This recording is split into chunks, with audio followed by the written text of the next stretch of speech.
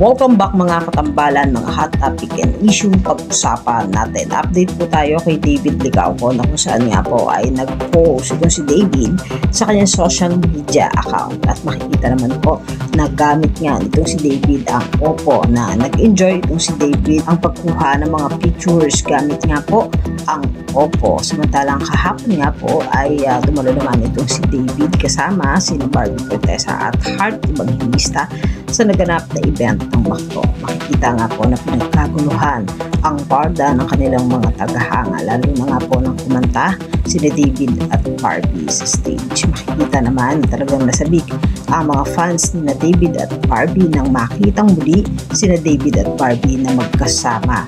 Talaga namang umani ng hiyawan kahapon sa naganap na event ng Bakto.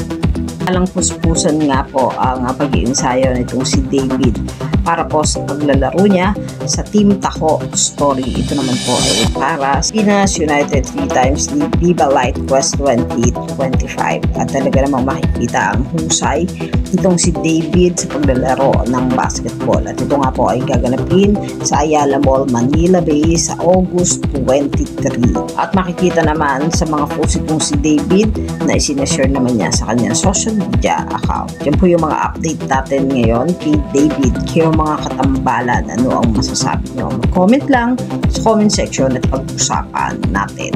Yan ang mga hot topic and issue dito lamang sa Tambalang JK.